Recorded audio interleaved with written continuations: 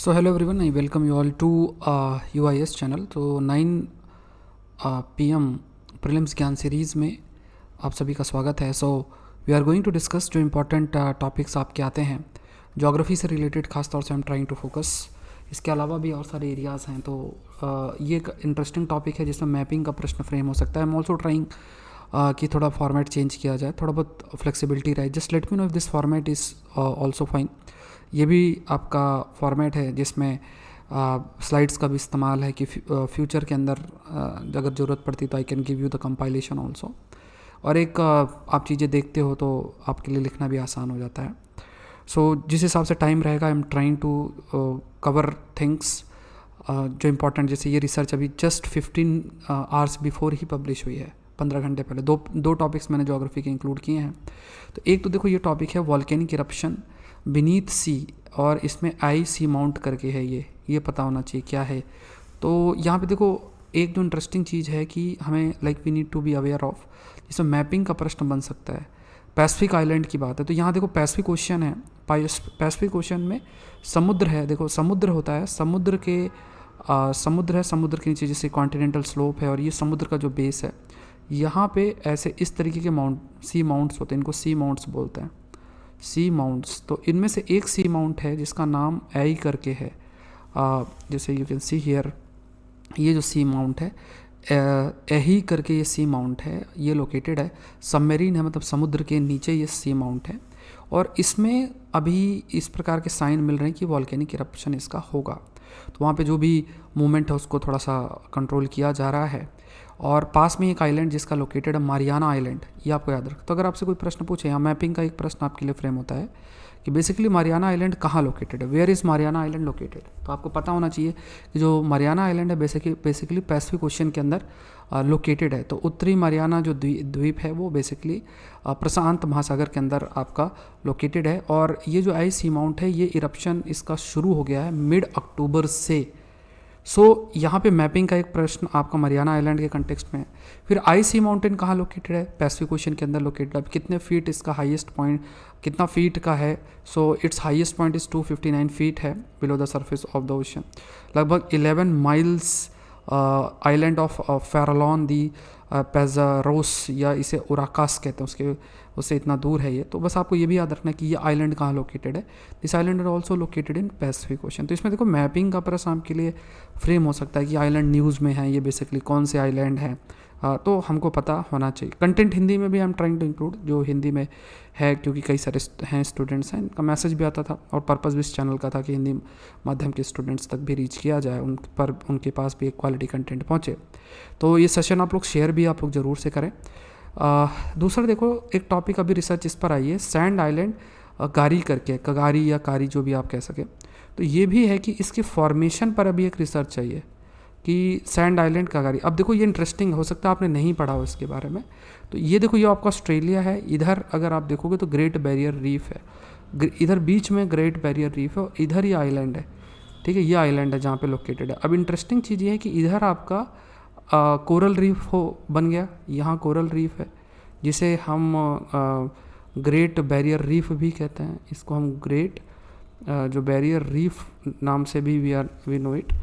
और साथ में इधर आइलैंड का फॉर्मेशन हुआ, ये ऑस्ट्रेलिया। तो ये ऐसे कैसे हुआ, इसके पीछे क्या फैक्टर्स हैं, तो ये इस पर थोड़ा से पॉइंट्स हैं जो हमें पता होना चाहिए। तो इसमें तो देखो एक ज्योग्राफी का ही प्रश्न आपके लिए बन जाता है कि ये जो आइलैंड है, क्योंकि देखो वर्ल्ड का लार्जेस्ट सैंड आइलैंड है ये, वर्ल्ड का लार्जेस्ट सैंड आइलैंड है। और इसका जैसे मान लो फ्रेज़र आइलैंड भी इसे कहा जाता है। तो like eastern Australia Fraser island, तो इसका इंडिजिनस नाम, मतलब इसको इस नाम से भी जाना जाता है। ग्रेट बैरियर रीफ के अलॉन्ग है। तो ग्रेट बैरियर रीफ, ये पूरा ग्रेट बैरियर रीफ है, कोरल रीफ है जी, सब कोरल रीफ भी है। तो ये ग्रेट बैरियर रीफ, इसके अलॉन्ग ये आइलैंड आपका लोकेटेड है। तो ये इंटरेस्टिंग है क्योंकि ये वर्ल्ड्स का लार्जेस्ट सैंड आइलैंड के रूप में कंसिडर किया जाता है। जैसे ये अगर आप पिक्चर देखोगे तो पूरा का पूरा इधर समुद्र है, और ये पूरा एक सैंड आइलैंड बीच में, फिर समुद्र है। तो ये आइलैंड का फॉर्मेशन कैसे हुआ, जैसे ये आइलैंड है, फिर समुद्र, फिर समुद्र, फिर ये है। तो ये कैसे इतना बड़ा आइलैंड जो है इसका फॉर्मेशन हुआ। तो इसमें कहा गया कि बेसिकली ये जो आइलैंड है इसके फॉर्मेशन के पीछे जो फैक्टर रिस्पॉन्सिबल है वो समुद्र के लेवल पे बदलाव, समुद्र का जो लेवल है उसमें बदलाव। जैसे समुद्र का लेवल है कभी इंक्रीज़ हुआ कभी डिक्रीज़ हुआ, तो इस वजह से जैसे पूरा का पूरा जो समुद्र है, जैसे आप कभी भी समुद्र के पास अगर आप जाओगे तो सैंड बीचेस देखने को मिलेंगी। तो समुद्र का लेवल अगर नीचे, पानी नीचे चला जाएगा तो ये एक बड़ा आइलैंड का फॉर्मेशन इस तरीके से हो जाएगा। तो यहाँ पे राइज और फॉल जो कंटिन्यूस पहले के समय में, जैसे मिडिल प्लेस्टोसीन ट्रांजिशन के टाइम पे, तो उस समय ये जो समुद्र के लेवल में राइज और फॉल देखने को मिला है, उस वजह से ये जो आइलैंड है, इस आइलैंड का फॉर्मेशन हुआ है। फॉर्मेशन ऑफ केगारी या फिर जो ग्रेट वी कैन से जो ग्रेट बैरियर रीफ है, उस समय आपका इसका फॉर्मेशन हुआ। तो ये लगभग आप कह सकते हैं कि पहली बार 1.2 से इतने मिलियन ईयर्स एगो इसका फॉर्मेशन हुआ है। जो क्लाइमेट में बदलाव हो रहा था, जो आइस था उसका पिघलना, फिर एक तरीके से उसके पिघलने से सी लेवल राइज होना, फिर सी लेवल रिड्यूस होना, तो सी लेवल का जो फ्लक्चुएशन हो रहा था, तो ये एक बड़ा फैक्टर बना इन आइलैंड के फॉर्मेशन के लिए। तो ये ध्यान में रखना। तो इसमें प्रीलिम्स का क्वेश्चन भी फ्रेम हो सकता है कि आइलैंड रिसेंटली न्यूज़ में था, तो ये आइलैंड कहाँ पे आपका लोकेटेड है। नेक्स्ट ये भी पॉइंट याद रखना है कि जो फॉर्मेशन है इस आइलैंड का, अगर देखा जाए तो ये जैसे ये आपका ऑस्ट्रेलिया है, इधर ऑस्ट्रेलिया है, बीच में जगह है, फिर ये आइलैंड है। सो जो फॉर्मेशन इस आइलैंड का है, इसने प्रिवेंट किया transportation of sand northward along the coast. मतलब जो सैंड का ट्रांसपोर्टेशन है फर्दर नदर्न साइड में नहीं हो पाया, जो कि एक वी कैन से कि कंडीशन प्रस्तुत किया जिससे कि आपका जो कोरल रीफ है, उस कोरल रीफ का फॉर्मेशन हो सके। मतलब जो ये आइलैंड है, उस आइलैंड का की वजह से जो फर्दर ट्रांसपोर्टेशन है सैंड का, वो फर्दर नहीं हुआ, जितना हुआ वो उसी आइलैंड के अंदर हुआ।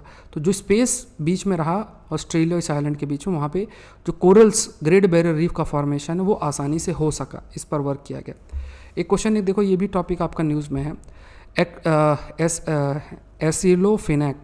एसिलोफिनेक से रिलेटेड, ये भी आपका न्यूज़ में। तो अगर आप देखोगे तो इसमें हिंदी में भी क्वेश्चन है, आप इसका स्क्रीनशॉट एक बार ले लो, रीड कर लो।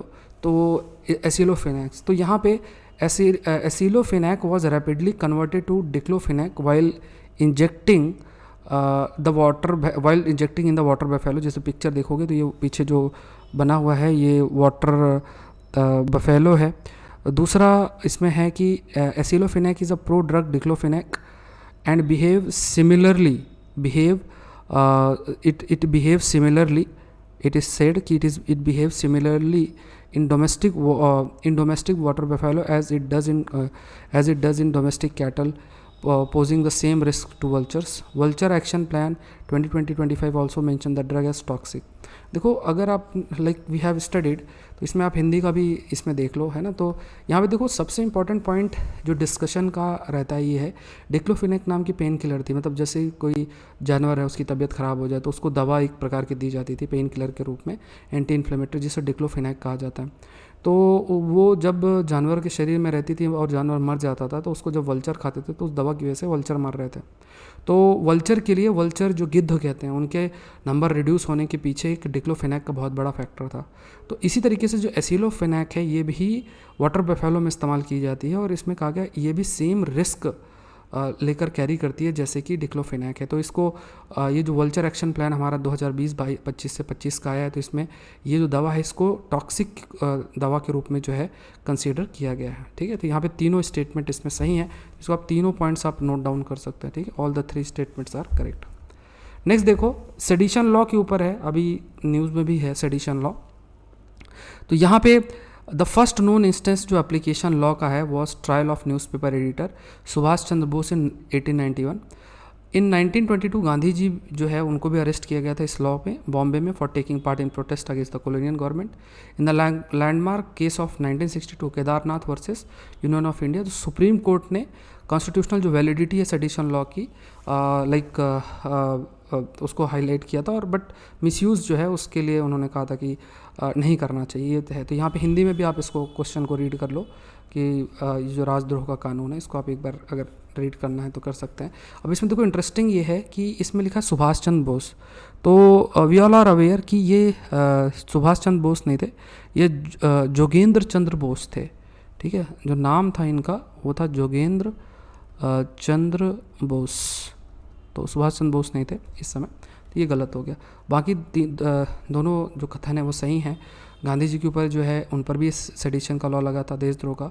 फिर ये केदारनाथ केस 1962 का ये भी इसी से रिलेटेड है, जिसमें जो कॉन्स्टिट्यूशनल वैलिडिटी को तो अपहेल्ड किया था, बट हाँ मिसयूज़ इसका हो सकता है उस पर भी हाईलाइट किया गया था। तो ये पॉइंट्स ध्यान में रखना। तो यहाँ पे आंसर जो आपका बनेगा ये डी है। सो ये सारे टॉपिक्स हैं, कमेंट सेक्शन में आप बता सकते हैं। ये जो नया फॉर्मेट है, so this session was presented by me, my name is Saurabh Pandey.